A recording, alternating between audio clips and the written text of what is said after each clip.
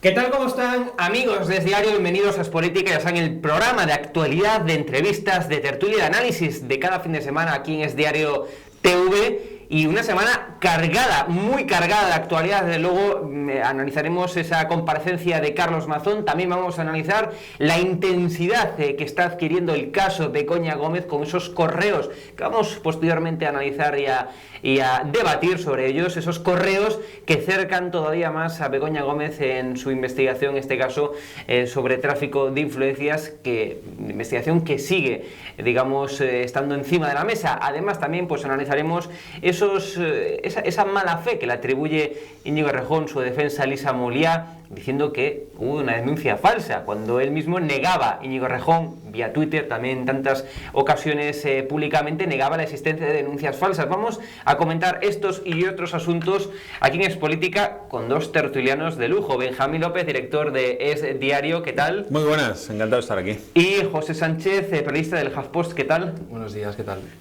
Pues, como decía, Mazón no dimite.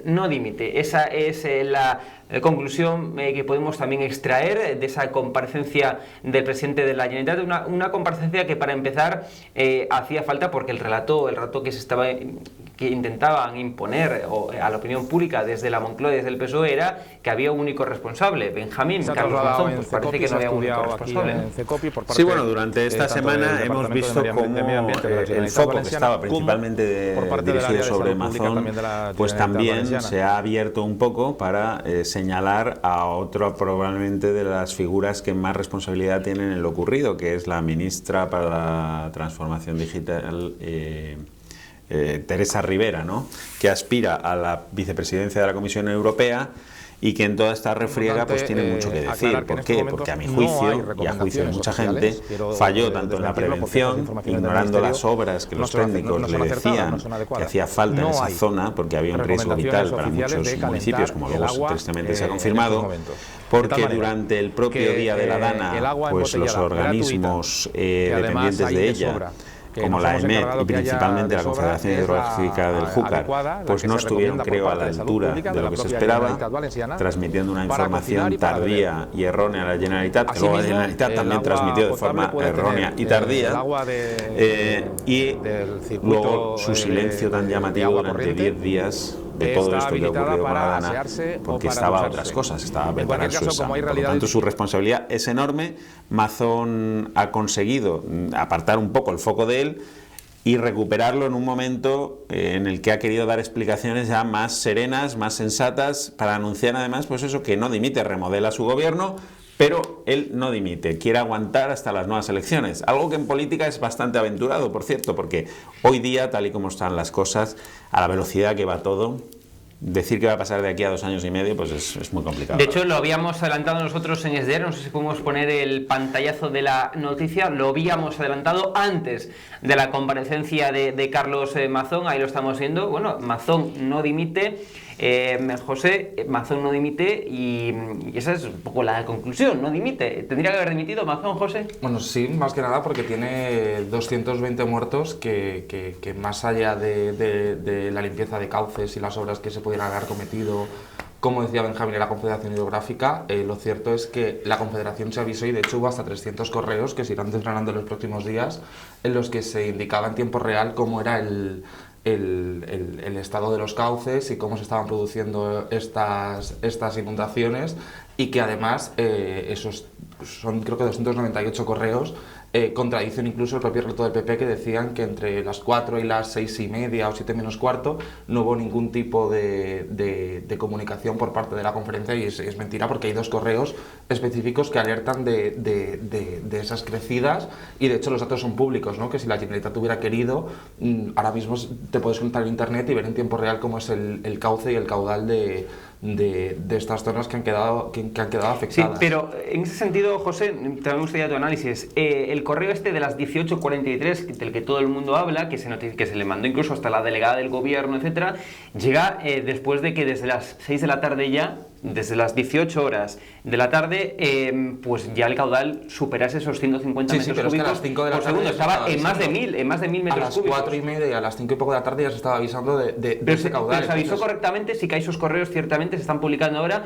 pero insisto, el correo ese de las 18:43 fue el que se mandó también, entre otros, a la delegada del gobierno, etcétera. Es decir, se le dio más importancia a ese correo porque se envió a más autoridades, me refiero también incluso hasta las del gobierno central, pero hasta ese momento era más bien comunicaciones, correos mínimos y comunicaciones verbales según trasciende. Sí, verbales, da igual, o sea, tú en el momento en el que estás viendo que hay un nivel de alerta que se supera, es el momento de hacer algo, y la prueba la estamos viendo, la dana que ha habido esta semana, cómo Amazon se ha convertido en una especie de gestor en redes sociales, avisando, cancelando movilidades, que no se pudiera transportar la gente en coche privado, que no hubiera escuelas, cosa que hace 2 semanas no pasó, cuando los mismos pasos y los mismos avisos se siguieron. O sea, que no dimitir al final es poner un parche. Lo que pasa es que Amazon es verdad, ha reconocido que se cometieron errores, es evidente, yo creo que eso salta a la vista, ¿no? Por parte de la Generalitat, y por eso ha hecho una crisis de gobierno y ha reestructurado su ejecutivo. Sí, pero ¿no? Siguiendo esa lógica,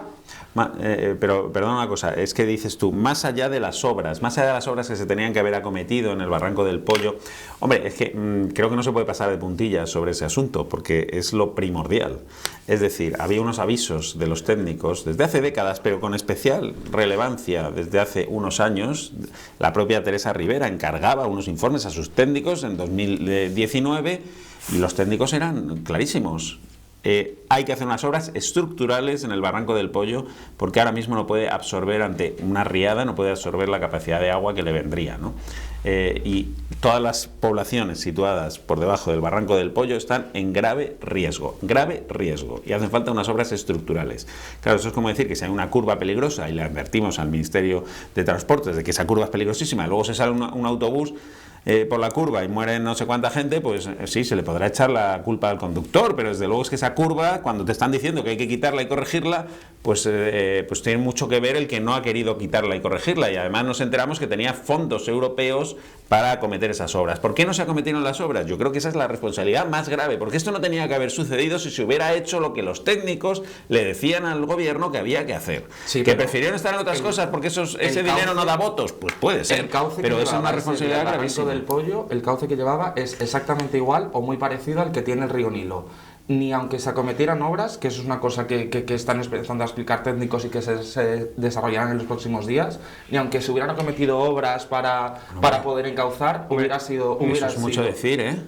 Eso perdóname, son cosas que eso es mucho decir, y en todo caso, si se hubieran aminorado los efectos y en vez de hablar de 200 muertos hablamos de 10, pues a lo mejor... Sí, pero es que la responsabilidad de cada 200 muertos es de quien dirige la emergencia, que fue el que no hizo nada y estuvo desaparecido toda la tarde. Bueno, pero es que, a ver, vamos a ver, si nos ponemos así en puridad, Amazon no dirige la emergencia. Correspondiente para que reciban sean sus consejeros, igual que Sánchez no dirige la emergencia, ¿no? Porque entonces si pedimos la cabeza de Teresa Rivera, en realidad por elevación deberíamos pedir la cabeza de Pedro Sánchez, ¿no? Digo yo, en esa misma equiparación que estás haciendo tú. Si Amazon era el responsable de dirigir la emergencia, Pedro Sánchez era el responsable de dirigir la emergencia. Es más, te digo, si tan mal lo estaba haciendo Amazon durante toda esa tarde, ¿no? Y en los días posteriores, ¿por qué no se decretó la emergencia nacional por parte del gobierno? Oiga, si tan mal lo está haciendo, no tiene que usted esperar. Si necesitan más ayuda, que me la pidan, ¿no? Si necesitan más recursos, que me los pidan, como decía el presidente. No, hombre, a ver, si tan mal lo está haciendo y hay gente que se está ahogando y gente que no recibe ayuda en los días posteriores, pues asuma usted que tiene la obligación, además, porque además esto afectaba a varias comunidades autónomas. Es decir, que aquí el gobierno no se puede ir de rositas. Amazon tendrá la responsabilidad que tenga. Amazon, de momento, ha hecho una crisis de gobierno, ha tomado una serie de medidas, que hay quien...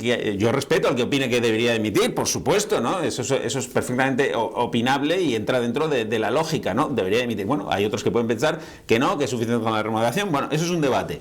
Ahora, que decir que Amazon es el único responsable de lo que ha sucedido me parece disparatado, porque aquí el gobierno tiene una gravísima responsabilidad con Teresa Rivera, y si vamos por la misma elevación que en la Generalitat, de Pedro Sánchez, desde luego. ¿Debería haber declarado el gobierno de España la emergencia nacional desde el segundo cero? Bueno, lo que dicen es que al final, tanto la situación, ¿no?, esto que se dice de que afectó a varias comunidades, en Málaga tuvo efectos mucho menores, aunque sí que es cierto que se produjo una muerte, y en Castilla-La Mancha, en Leturí y Mira, que hubo, me parece que eran 7 fallecidos. Sí, en total. Al final, los daños fueron mucho menores, y lo que es la reconstrucción está mucho más acotada que esto, que es, pues al final, media provincia de Valencia, que ha quedado completamente arrasada, y lo que dicen es que precisamente quien tiene el control y conoce bien el terreno es quien debe gestionar la emergencia, que es tal y como se establece. Bueno, pero asumir que el Ministerio del Interior, que es quien tiene la competencia, la potestad de asumir la emergencia nacional, que declara la emergencia nacional y que asuma, por tanto, el mando, eso no implica de que Mazón se tenga que quedar callado en su casa, recluido en una esquina. Me refiero, aunque asumiera el mando el Ministerio del Interior, Fernando Grande Marlaska, habiendo declarado la emergencia nacional, Mazón también, y el gobierno de Mazón también puede seguir dando indicaciones al gobierno, puede seguir ayudando al gobierno en la gestión de la pandemia, de la DANA, pese a que, insisto, el mando quede en el Ministerio del Interior. Me refiero, eso, claro, de la cogobernanza, claro, y quien conoce mejor el terreno es evidentemente los valencianos, está claro, eso es una evidencia con la copa de un pino. Ahora bien, sí, bueno, el que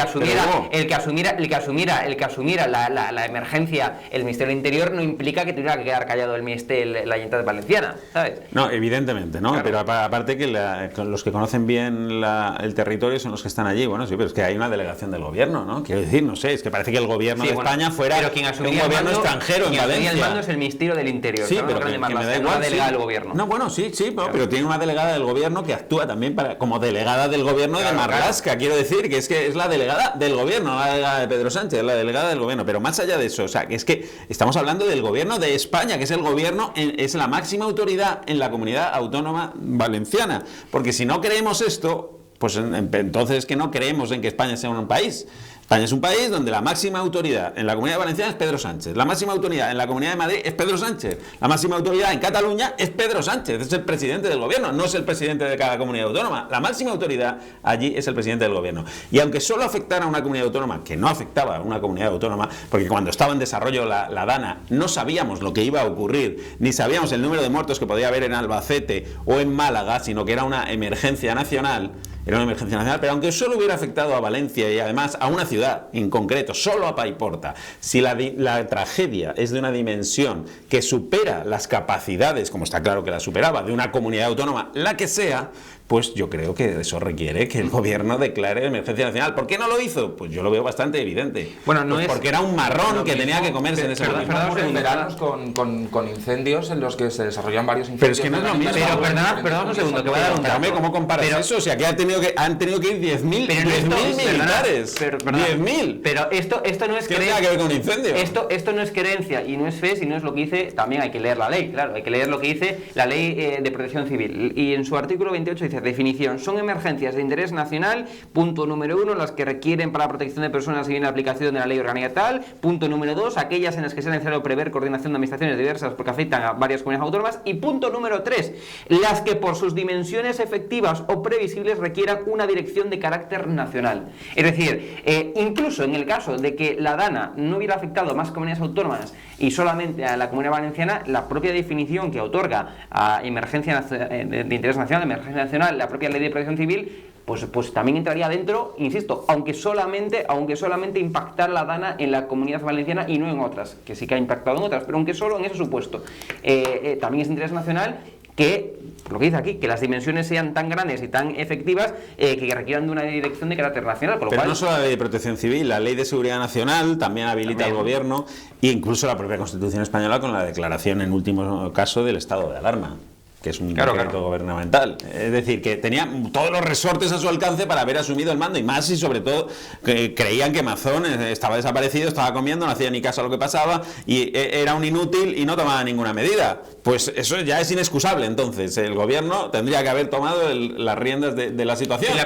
Prefiere que se ahogue la gente por no tomar las riendas de la situación. La pregunta es ¿por qué el gobierno no tomó esa decisión de declarar la emergencia nacional? ¿Tú qué crees? Bueno, lo hemos estado viendo tanto en las comparecencias de Sánchez como en la de Ángel Víctor Torres, que alegaban a eso. Sí que es cierto que los recursos se vieron completamente sobrepasados y que siguen, porque prueba de ello es, por ejemplo, que se han recuperado carreteras que son de ámbito estatal y las carreteras que son de competencia autonómica siguen llenas de barro, siguen llenas de coches atrapados, los cercanías se están recuperando, Metro de Valencia todavía sigue tal. Pero José, ¿qué quieres que creamos? ¿Que el gobierno lo ha hecho fenomenal y el gobierno de Generalitat lo ha hecho fatal? ¿Eso no tenemos que creer eso? Sí, probablemente hubiera que haber hecho más y tener más efectivos, lo único que dentro de lo que se escudan y también se escudan en partes de criterios logísticos, pero el mandar 10.000 militares, por ejemplo, que era el ejemplo que ponía el general de la UME, hubiera sido contraproducente porque al final es meter a 10.000 personas en un terreno. Pero eso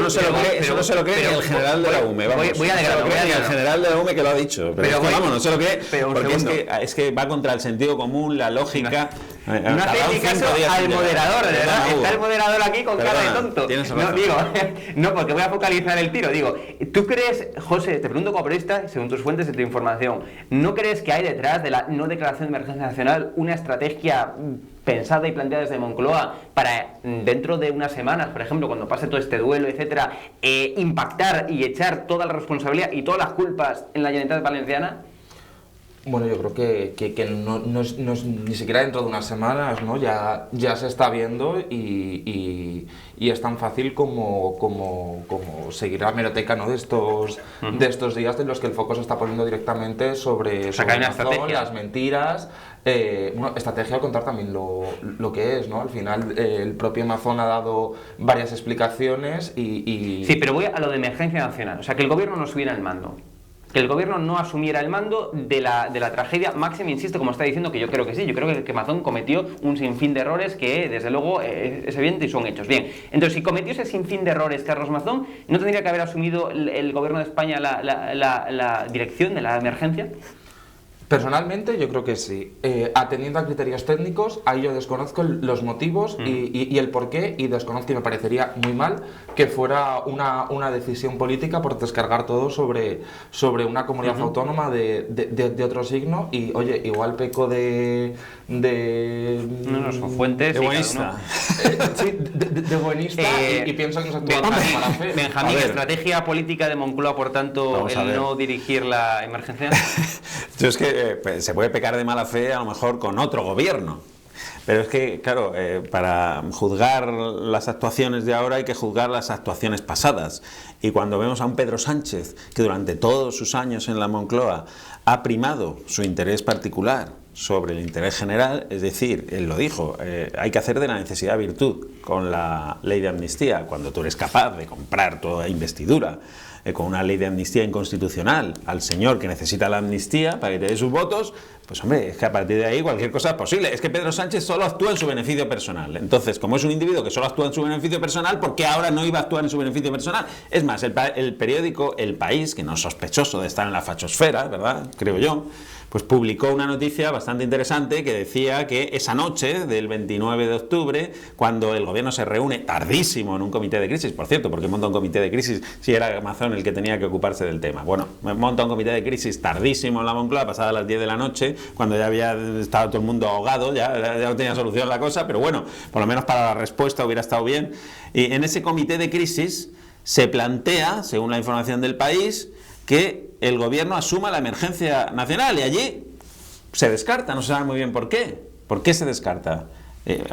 Emergencia nacional para que el gobierno asuma el mando, porque es que era evidente que estamos ante una catástrofe de unas dimensiones que Mazón y que los medios de la comunidad autónoma no podían actuar. Y máxime, si tú crees que Mazón lo está haciendo fatal, pues con más motivo para declarar esa emergencia. Estamos viendo, de hecho, imágenes de por cierto, reunión, de ese comité de crisis. ¿No está Teresa Rivera? ¿Dónde estaba? De forma telemática. Estaba de forma telemática, porque ¿dónde estaba Teresa Rivera?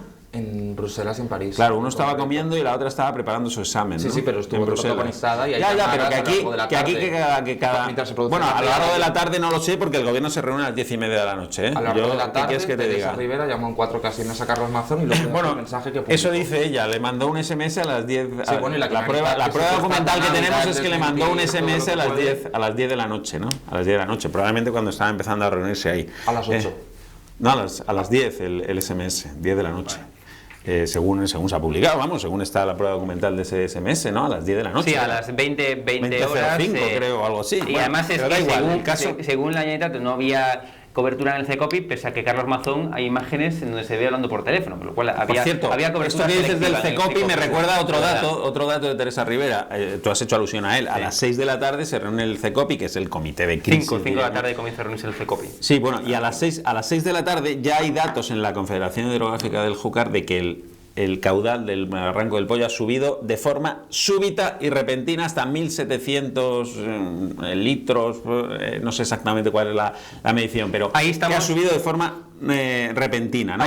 Nadie comenta nada en esa reunión. En esa reunión del CECOPI nadie comenta, oigan, el Barranco del Pollo vamos a tener una tragedia. Nadie comenta nada. Hasta las 10. Lo publicaba también El País, la subcontrata del 112, que es la encargada de mandar el alert y demás, contaba y lo reconocían que a las 6 de la tarde desde el CECOPI se le alerta para mandar una alerta a toda la provincia de Valencia y que finalmente se puede. Pero no será con los datos de la Confederación. Sí, con esos datos. No, con esos datos no, porque esos datos no se comunican allí en el CECOPI. No hay ciertamente hay versión de todo tipo. Desde la Generalitat niegan que se hubiera comunicado en el CECOPI nada, es decir, que no hubiera una comunicación verbal, que no hubiera esos verbales. Estaban pendientes de la presa de la Forata, que además ahí se comete otro error gordísimo, porque la presa de la Forata que estaba en serio riesgo real de derrumbarse y causar una tragedia de dimensiones ya colosales, ahí estaban puestos los ojos, pero se olvidan de un pequeño detalle, que es avisar a los pueblos que están debajo de la presa de que se está desaguando.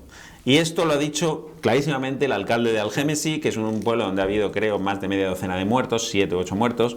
En Algemesí, como él dice, nadie nos avisó. A las 12 del mediodía me llamó la delegada del gobierno en Valencia, me dijo, oye, está complicada la cosa, estate atento, te vamos a ir informando durante todo el día. Hasta hoy, no la han vuelto a llamar. Y él dice, si me hubieran avisado, porque aquí ha habido dos zonas de la tragedia, ¿verdad? Una en la zona de Paiporta y del Barranco del Pollo, y otra en la zona que baña, diríamos, el río Magro con la presa de la Forata. No se avisó a los pueblos están debajo de la presa de la Forata de que se estaba desahogando agua, y ahí se podría haber evitado, y nadie avisó. Sobre esto hay dos versiones diferentes, porque de hecho la cadena SER, que lo publicaba este martes o este miércoles, directamente hablando con alcaldes, entrevistando a alcaldes de zonas afectadas por esta cuenca de la prensa de la Forata, en el que avisaba que a lo largo del día y durante la propia reunión del CECOPI, el presidente de la Confederación Hidrográfica del Júcar, que estaba reunido de forma telemática en la reunión, estaba en permanente contacto con ellos, y que hubo servicios pues que al de Algemesí se le olvidó. Incluso una alcaldesa del Partido Popular reconocía que gracias a la comunicación con la Confederación se salvaron vidas. Al de Algemesí se le olvidó, no lo tenía en la agenda. Lo que está claro es lo que decíamos. Efectivamente, aquí hay versiones de todo tipo, para todos los colores y sabores. Están los que dicen que incluso hasta verbalmente en esa reunión del CECOPI se avisó del aumento del caudal en el Barranco del Pollo. Están las versiones de la Generalitat que dicen que no, que jamás se ha avisado nada en esa reunión. No se sabe, no está grabada la reunión, con lo cual no se sabe. Más allá de eso, lo que está claro es que el correo de las 18:43, que ya se envió de forma oficiosa y oficial a la delegada del gobierno, etcétera, es decir, fue un correo ya más elaborado y un correo ya que llegó a autoridades más altas. Ese correo se tendría que haber mandado antes, desde luego yo creo, insisto, a las mismas autoridades que se mandó. Y segundo, que no hay protocolos. En las confederaciones hidrográficas no hay protocolos de actuación. Pero hay sentido común, Hugo. O sea, ese correo se mandó a la delegada del gobierno o quien sea, como se podría haber mandado a mi abuela. Mi abuela podría haber recibido ese correo, porque no había un protocolo claro de actuación en las confederaciones hidrográficas, que eso son responsabilidad de Teresa Rivera, del Ministerio para Transición Ecológica. No había un protocolo de actuación clara en casos de emergencia, insisto. Mandaron vía mail y a la delegada del gobierno, entre otras autoridades, como perfectamente lo podrían haber mandado a mi abuela, porque no estaba estipulado que se tendría que mandar, es verdad, mi abuela podría haber recibido un correo de la Confederación Hidrográfica del Júcar avisando del aumento del caudal. Claro, este es otro punto, efectivamente, muy interesante que abres aquí, Hugo. Esto no está bien protocolizado, ni siquiera el sistema ESALERT estaba bien protocolizado, no estaba estrenado en muchas comunidades autónomas. Andalucía lo estrenó, creo, ese mismo día o un par de días antes, también por unas lluvias bastante abundantes. Pero en el Júcar no había protocolo. Claro, es que aquí volvemos a lo mismo, ¿no? Yo creo que aquí ha fallado todo el mundo, Hugo. Si es que aquí ha fallado todo, absolutamente todo el mundo. Entonces me parece injusto. Menos los medios de comunicación que venimos ya alertando. No, y los que alertando bien desde por la mañana con los ciudadanos españoles que han respondido de forma soberbia, magistral. Quienes han fallado, han llegado donde no estaba el Estado, y han llegado los ciudadanos españoles con hordas de voluntarios que han ido allí a echar una mano, mientras el ejército no aparecía porque, según el señor de la UME, no se podía llegar allí. Pues hombre, ya estaban con la pala allí los vecinos de Valencia. No sé si la UME con sus tanques, sus camiones y tal podía llegar. Pero aquí ha fallado todo el mundo. Decir que ha fallado Mazón me parece un simplismo y sobre todo de una injusticia brutal, y que eso responde únicamente a un tacticismo político, porque Mazón ha podido fallar, evidentemente ha fallado. Mazón, cuando digo Mazón, hablo del gobierno de Mazón, porque él, como Sánchez, tiene su gente que se ocupa de estas cosas, ¿no? Porque Sánchez también, entonces, ha fallado, porque si ha fallado el gobierno de España, ha fallado Pedro Sánchez. El nivel 2 es el presidente de la comunidad autónoma, y esto lo explicaba muy bien Revilla, el expresidente de Cantabria, que hablaba de una emergencia que hubo en 2021, una cosa así, en el que se activó este nivel 2, y explicaba cómo todas las decisiones y cómo él, que al final es esto que se hablaba de la cogobernanza, que es que todos los recursos del Estado se ponen a disposición del presidente de la comunidad autónoma, y es el que la dirige y gestiona todo con sus consejeros. Que eso es lógica, yo lo siento mucho, pero vamos, cuando tú, presidente de una comunidad autónoma, sabes que tienes un gobierno de amiguetes, cuando uno es un torero, el otro que no sabe, la otra consejera que no sabía ni que había un S-Alert por ahí, un sistema de eso. Bueno, cuando tú sabes que tu gobierno no está preparado para asumir semejante tragedia, semejante responsabilidad, pues hay que ponerse. No hay ningún demérito de nada. No, pero me refiero, pero que no tiene una creencia. Ese torero que lo decís en tono despectivo, pues debería ser abogado, no digamos, es un abogado, bueno, pues es no, pero que no tiene lo de torero me parece que está de lugar absolutamente. Pues torero, bueno, mi respeto a los toreros. Primero porque ni siquiera estaba el torero ya en el gobierno. Pues pido disculpas. Porque Vox había pido disculpas al colectivo de toreros de España, pero más allá de mis disculpas al colectivo de toreros de España, lo que decir que no tenía una experiencia acreditada en gestión de emergencias, es evidentemente lo que está refiriendo. Pero es que el torero que era vicepresidente no estaba ni siquiera ya de vicepresidente, porque había dimitido, entonces es mezclar aquí churras con merinas. Bueno, habrá que fijarse en la que tenía responsabilidades que no sabía que existía el S-Alert, que era esta consejera de Justicia e Interior. Es otro torero, de todas formas, que fue un nombramiento que se hizo ese mismo día por la mañana, y al que el gobierno de Mazón, que era como el responsable de Interior de la Generalitat, que era un cargo técnico, le ha quitado esta semana todas las competencias que tenía en materia de emergencia. Se la ha dejado únicamente con su cargo de responsable de Interior, cobrando un sueldazo de técnico y de muy alto técnico y alto cargo, a directamente dirigir asuntos taurinos. O sea que poco a poco, y además también se ha ido descubierto que el propio... Sí, yo sé que esto de los asuntos taurinos vende mucho y tal, sobre todo en determinados sectores de la izquierda antitaurinos, pero es que no tiene nada que ver aquí. Es que le han puesto de asuntos taurinos. Bueno, ¿y? Si le ponen de asuntos pero es que el mismo día de la Dana se le nombró campo y playa, como técnico, sí, pero que insisto, intentar poner si procede del mundo taurino o si se ha dedicado a asuntos taurinos. Como si es abogado, como si es charcutero. Claro, no, sí, pero eso no se destaca. Se destaca que viene de asuntos taurinos como queriendo ridiculizar. No, como ridiculizar, simplemente es exponer que no tiene formación en emergencias. Bueno, pues digámoslo así. Bueno, pues la disculpa mandada a la plataforma de afectados de toreros de España. Más allá de eso, tenemos más temas de actualidad, y desde luego otro tema de actualidad pasa por Íñigo Errejón. Bueno, pues ya saben que desde la defensa de Íñigo Errejón pues se habla de denuncia falsa, se habla de mala fe, digamos aludiendo a esa denuncia interpuesta por la actriz, por la colaboradora de televisión Elisa Molia. Y se habla, insisto, de denuncia falsa. Cuando Íñigo Errejón publicaba en su cuenta de Twitter, esto lo vamos a ver en pantalla, no existen denuncias falsas. Lo estamos viendo en pantalla. Este es el mensaje que dejó Íñigo Errejón en su cuenta oficial de Twitter, ahora llamado X. No existen denuncias falsas. Están viendo ahí, bueno, pues una cosa de la derecha fanática, de una derecha fanática, cuyo trabajo es criminalizar a las mujeres. Bueno, es que, pues, el disparate es que se describe pues solo. Parece, José, que en el caso concreto de Íñigo Errejón sí que hay una denuncia falsa, ¿no? No existe denuncia falsa, salvo en el caso de Íñigo Errejón. Bueno, yo creo que es una estrategia más de esta salida hacia adelante que está teniendo Errejón. Esto responde a una estrategia judicial con una abogada que tira por la borda todo el mensaje feminista y todo el trabajo feminista que se ha hecho en todos estos años. Es decir, tira por la borda, máxime siendo Íñigo Errejón una figura tan notable de la izquierda de tantos años. Sí, pero la prueba está en que en el mismo momento en el que expone su carta de dimisión está entre la contradicción entre la persona y el personaje, ni siquiera asume los hechos, aunque ante Sumar, ante Más Madrid, ante Yolanda Díaz, ante los diputados lo reconoce. Pero ¿qué hechos reconoce? Es lo que no sabemos. Es que es importante saber qué hechos reconoce, porque una cosa es que tú reconozcas que has podido ser un machista empedernido y que tratas a las mujeres con la punta del pie, y otra es que ese tratamiento, ser un machista, tenga un reproche penal. Aquí estamos hablando del tema judicial, de si él es un abusador de mujeres, abusador sexual, que eso sí es que es grave. Lo otro es grave desde el punto de vista político, su machismo, y está muy bien que se vaya, y más cuando él es el adalid del feminismo en España, ¿sabes? Pues vaya usted a su casa y no vuelva, perfecto, pero no sabemos si él ha reconocido que ha abusado de mujeres, eso no lo ha dicho nadie, ¿eh? Claro, es que son cuestiones diferentes. Tanto ante Yolanda Díaz, ante Más Madrid, ante aquellos que le preguntaron, es que no podía asegurar que no salían testimonios de ese tipo. En ese tema voy a ser un poco cauto, porque es un tema legal en el que hay no 10, sino más de 15 mujeres que se van a sumar a esa denuncia con acusaciones mucho más graves y que leerlas ponen los pelos de punta. Que se irán conociendo en las próximas semanas, porque también quieren quieren ser señaladas, quieren un trato anónimo y no ponerse en el foco, como ha ocurrido con Elisa Muliá, pero en este caso, y esto lo hablábamos el mismo día que dimitió Íñigo Errejón, que aquí hicisteis un programa especial.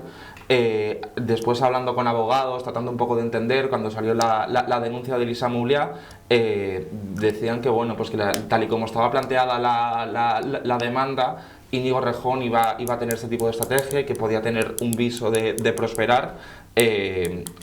Solamente se está centrando en Elisa Muliá, pero vamos. Claro, pero escucha, es que lo que ha hecho Errejón, Errejón aquí es pasar al ataque, no es defenderse de una acusación, sino pasar al ataque. Él está denunciando a su denunciante por denuncia falsa, ¿no? Entonces es un paso más allá, cualitativo. Entonces la cuestión es, ¿existe la posibilidad de que sea una denuncia falsa? ¿Existe? Hombre, evidentemente existe. Y ahí es donde se cae todo el discurso de Errejón durante todos estos años. Porque cuando a ti te afecta en primera persona, te das cuenta de que puedes ser objeto de una denuncia falsa. No digo que sea falsa, digo que puede ser falsa, como cualquier denuncia que se pone a la comisaría.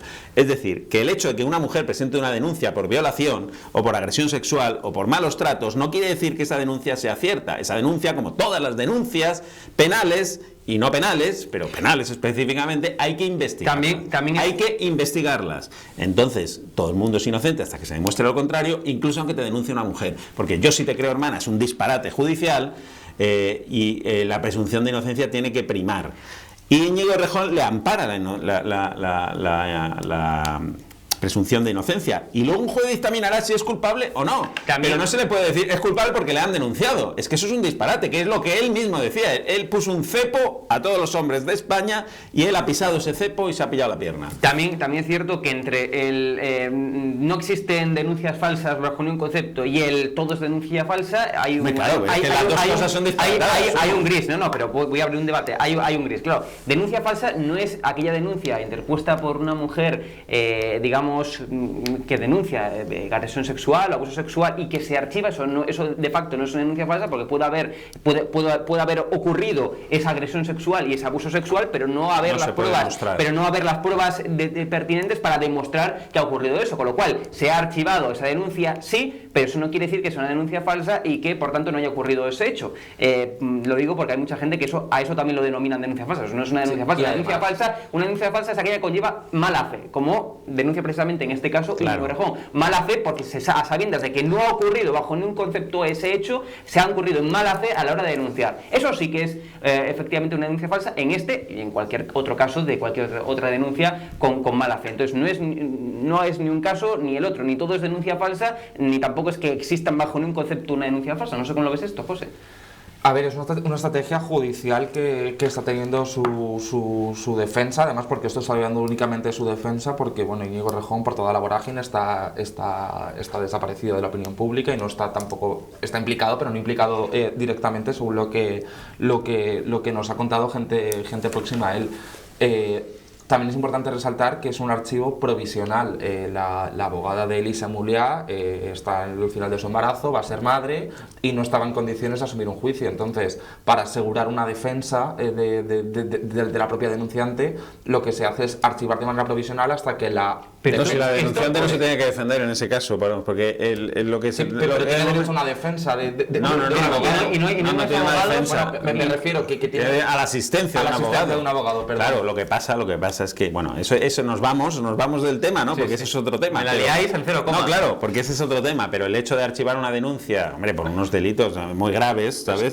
Crea una indefensión, sí, pero crea una indefensión brutal en Errejón, estarás conmigo, porque la justicia lenta no es justicia. Entonces, si ahora de repente, oiga, pues hay muchos abogados en España. Bueno, la pena de banquillo, ¿no? Que es lo que se le diría y sobre todo porque una justicia lenta, como siempre se dice, no es justicia, por lo tanto, esto habría que intentar acelerarlo. Y ahora, si esta señora está en embarazo y tiene todo el derecho a tener su baja maternal y todo, pero bueno, hay muchos abogados. Se ha moleado un tiempo para buscar una defensa nueva. Hombre, claro, sí, pero es que ha dicho que quiere que sea esta. Entonces, ¿qué esperamos? ¿6 meses para que esta causa pueda seguir adelante? Me parece disparatada la decisión del juez. En su derecho en su derecho está. Ilegales. Pero también está en su derecho a defenderse, ojo. Claro. Sí. Pero más allá de eso, lo que tú preguntabas es, ¿todas las denuncias son falsas? Pues evidentemente no. ¿Todas las denuncias que se desestiman son falsas? Pues evidentemente no. Habrá un porcentaje que son falsas, nunca lo sabremos. Pero sí ocurre una práctica judicial, que es cuando una mujer denuncia a un hombre y esa denuncia se desestima, por las razones que sean, normalmente el fiscal, y esta es la realidad por no meterse en líos, no deduce testimonio a la víctima, aunque vea que puede haber indicios de denuncia falsa, porque es meterse en un lío que no le lleva a ninguna parte y sí le produce muchos problemas en el ámbito profesional. Begoña... Y esa es la realidad, Hugo, esa es la auténtica realidad. Entonces, cuando se dice no es de denuncias falsas, porque solo el 0,000, según el Consejo General del Poder Judicial, son denuncias falsas, sí, evidentemente son las que acaban en condena por denuncia falsa, pero también, igual que es injusto decir que todas las denuncias desestimadas son denuncias falsas, es injusto decir que solo son denuncias falsas las que acaban en condena por denuncia falsa. Es igual de injusto y de irreal. Hay denuncias falsas y decir que no existen denuncias falsas, como decía Errejón, va en detrimento de la presunción de inocencia que asiste a cualquier español. ¿Tienes tu minuto de oro, si quieres, sobre este tema, José? Bueno, a ver, el tema de las denuncias falsas a mí me parece que hay que tomarlo con mucha más cautela y más cuando se habla de un tema como la violencia de género, ¿no? Hay unas cuestiones en las que la víctima está asistida y unos mecanismos, incluso la propia policía, con este caso, hablando un poco de cómo cuando salió todo el tema de Errejón, la propia unidad de violencia de género, la UFAM, por la propia forma de atender a la víctima, sabe cómo son estas cosas. A mí me parece que ponerse a hablar de denuncia falsa en un tema que ni siquiera ha empezado, ¿no? Yo no estoy juzgando este caso, estoy hablando en general de las denuncias falsas, de la asistencia de denuncias falsas. Flaco favor hace a la causa. Sí, claro, flaco favor hace a la causa que quieren defender a algunos, no sé qué causa. A la clara violencia de género. Sí, bueno, no, pero flaco favor no. A ver, yo creo que hablar de las cosas no hace flaco favor a nada, debatirlas. El debate es sano, el debate enriquece. No ocultar determinadas posiciones, creo que lo único que hace es impedir el debate, impedir que se avance y impedir que se esclarezcan las cosas. En democracia y en una sociedad desarrollada hay que hablar de las cosas, aunque algunas cosas no gusten, hay que hablar de las cosas. Porque la propia ley establece y llama así víctima a la mujer que pone una denuncia, se convierte en víctima a la mujer que pone una denuncia, lo cual ya es disparatado. La mujer que pone una denuncia es víctima, entonces quiere decir que hay un agresor. Como cualquier persona que denuncia. Me está diciendo, cualquier persona que denuncia no es víctima, es denunciante. Sí. Porque hasta que no se demuestre que es víctima, no es víctima. Pero porque ¿eres víctima de qué? ¿Eres víctima de una denuncia o qué? Es la denunciante de Íñigo Errejón. Claro, pero la ley la trata como víctima. Entonces, si hay víctima, hay un agresor. Y que tiene que ser forzosamente el denunciado. Claro, entonces quiero decir, esta ley es bastante disparatada, ¿qué quieres que te diga? Y este debate que es un debate muy delicado, pero es muy delicado porque hay intereses en que no se hable de esto. Bueno, y sobre todo es muy delicado porque me dicen que llevamos 36 minutos de programa desde realización y me estáis desmontando toda la escaleta. Dicho lo cual, Begoña Gómez, más temas de actualidad. Envió el 8 de febrero del 2024, es decir, hace unos meses, el 8 de febrero del 2024, este correo, lo vamos a ver en pantalla, lo publican nuestros compañeros de en exclusiva de El Español. Me dice Begoña que te traslade que le encantaría que sigáis como patronos de la cátedra, aunque sea con una cantidad inferior. Esto que acaban ustedes de escuchar y están leyendo en pantalla lo envía Cristina Álvarez, directora de programas de la Secretaría General de Presidencia. Ahí abajo ven también el logotipo bien en grande de Presidencia del Gobierno, el escudo de España, también digamos ese logotipo de la Moncloa. Esto es una información, como decía, que refleja que Begoña Gómez, en este caso, a través de un altísimo cargo de Presidencia del Gobierno, un altísimo cargo de Pedro Sánchez, pues envió un correo a Reales Seguros, también un alto cargo de Reales Seguros, para pedirle financiación, o al menos que se mantuviera esa financiación de Reales Seguros en la cátedra que codirigía Begoña Gómez en la Universidad Complutense de Madrid. Es decir, uso recursos, en este caso personal, de Presidencia del Gobierno para captar y para mantener esa financiación de Reales Seguros.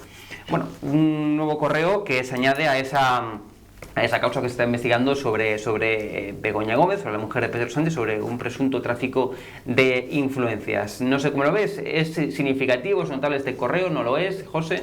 Bueno, esta semana que además estuvo Begoña en la asamblea, que nos vimos ahí 30 segundos. Tú conseguiste entrar, yo no, cosas que pasan en esta vida. Después compareció el rector de la Complutense y la interventora de la Universidad Complutense en el que explicaban. A mí ese tema me parece como muy complejo, muy amplio y me pierdo porque al final, tal y como son las cátedras, lo que explicaba el propio rector es que al final es una cuestión en la que la universidad ingresa un 10% de lo que hay, pero que todo se gestiona mediante recursos privados. El correo, yo también había leído, ¿no?, que uno de estos correos fueron enviados a título personal, ¿no?, desde un correo personal y no un oficial del. Bueno, me dice Begoña Gómez que eso se lee ahí, está mandado. Me dice Begoña Gómez. Y firmado por el cargo, ¿no? Firmado por la directora del programa de la Secretaría General. Begoña Gómez, según ponen ese correo, no firmado por mi no me lo estoy inventando yo. Begoña Gómez le dijo a Cristina Álvarez, un altísimo cargo de Pedro Sánchez, que le mandara este correo a Reales Seguros. O sea, lo pone ahí. Me dice Begoña Gómez que. O sea, está escrito ahí, o otra cosa es que sea un bulo y una fake news. Vamos, no tiene pinta de que sea un bulo y una fake news eso. No, ni lo dudo, simplemente es. Bueno, hay una investigación abierta y hasta el momento no se ha encontrado indicio de delito. Personalmente creo que cosas Pues le imputan 4 delitos. No nos han encontrado indicios de delito, bueno, entonces ¿a qué está jugando el juez? Cuando le imputa 4 delitos y le investiga por eso. Pero en el avance de la investigación todavía no se han encontrado pruebas. ¿Pero eso por qué? ¿Porque lo dice quién? 2 informes de la UCO, ¿Cómo? Un informe de la Universidad Complutense de Madrid que se hizo público esta semana y que sigue en investigación. Y 2 tribunales superiores al juez instructor, tanto el Tribunal la Audiencia Provincial de Madrid, Superior de Justicia de Madrid y la Audiencia Provincial de Madrid avalan la investigación porque ven indicios de que puede haber un delito. No dicen que lo haya, dicen que hay indicios suficientes para investigarlo. Por lo tanto, decir que no hay indicios de delito sería decir que el juez está prevaricando, porque esto lleva meses ya y sigue adelante la investigación. Y este correo es un indicio de tráfico de influencias como la copa de un pino, a mi juicio, pero yo soy yo el que lo tiene que valorar. Pero lo que no se puede decir, perdóname, es que no hay indicios de delito, porque entonces ¿a qué estamos jugando aquí? De momento no se ha encontrado pero nada. ¿Cómo que no se ha encontrado nada? No se ha encontrado nada más. Pero bueno, eso es de la investigación. Bueno, pues entonces el juez Peinado que le manden a su casa y te vas tú a su juzgado de instrucción y dictas sobre ese es el caso y se acabó aquí la presente historia. Pero es que creo que las cosas no funcionan así. Perdóname, pero ¿cómo te atreves a decir que no se ha encontrado nada? Porque el juez, los tribunales superiores al juez, ven que hay indicios suficientes para investigarla y decimos que no se ha encontrado nada con esa ligereza. Perdóname, que no eres tú además. Quiero decir que eres tú y hay un amplio sector de la prensa que está insistiendo en esta tesis de que no hay nada. Es más, el gobierno insiste en que no hay nada de nada, pero ¿me permites que haga una secuencia de cómo han sido los hechos hasta ahora? Muy rápida. Muy rápida, sí, es muy rápida, sí. Bueno, lleva manos limpias y le pone una denuncia a Begoña Gómez, ¿no? Esto es una denuncia de una organización fascista. Esto ni se admite a trámite. Vaya, hombre, se admite a trámite. Sí, bueno, pero porque el juez es un fascista. Esto enseguida se va a ver que es un fascista, que su hija militó en el PP y ya verás, esto, vamos, acaba en nada porque es que además al juez lo van a acabar empapelando a él. Bueno, pues le han avalado los tribunales superiores de Madrid. Bueno, sí, bueno, vale, le han avalado los tribunales, pero es que aquí no hay nada de nada, ¿no? Bueno, pues es que resulta que le imputan 2 delitos más, de apropiación indebida en la Universidad Complutense y de intrusismo. Bueno, sí, pero insisto, aquí no hay nada, esto es todo fascismo, ¿vale? Pero es que se publican unos correos absolutamente incriminatorios que demuestran, o que podrían demostrar, un presunto tráfico de influencias, ¿no? Que el gobierno influía en la contratación, en la subvención de los másteres. Bueno, sí, pero esto, vamos, que me encierro en la Moncloa 5 días y escribo otra carta. Es verdaderamente, esta es la secuencia de los hechos. Aquí no hay nada de nada, pero aquí hay mucho de mucho. Haciendo abogado de un poco de ambas partes, de defensor del diablo, como se dice. A ver, aquí lo que hay son, evidentemente, indicios de que hay un presunto, hasta hay 4 presuntos delitos que se están investigando. Hay indicios porque si no, la Audiencia Provincial de Madrid no lo avalaría, el Tribunal Superior de Justicia no lo avalaría, y para abrir una investigación que tiene indicios analice, porque yo no puedo abrir una investigación. De hecho, él se criticaba, es que es una investigación prospectiva, se está viendo si es que hay algo. No, desde luego no fue una investigación prospectiva la del juez Pinado, porque, si insisto, fue avalada por la Audiencia Provincial de Madrid y el Tribunal Superior de Justicia de Madrid. Entonces, indicios clarísimamente hay, porque hace falta sí o sí indicios para poder abrir una investigación judicial. Dicho lo cual, también es cierto que demostrar un tráfico de influencias es muy complicado. Sí, pero es decir, demostrar un tráfico, porque el tráfico de influencias no es solamente el hecho de que se influyó, de que se usaron autoridades para influir, sino de que hay un deseo manifiesto de incurrir en tráfico de influencias, y demostrar ese deseo manifiesto, en este caso de Begoña Gómez, de haber incurrido en tráfico de influencias a sabiendas de que se estaba cometiendo un delito, vamos, es prácticamente imposible en términos judiciales, en este y en todos los casos, prácticamente imposible de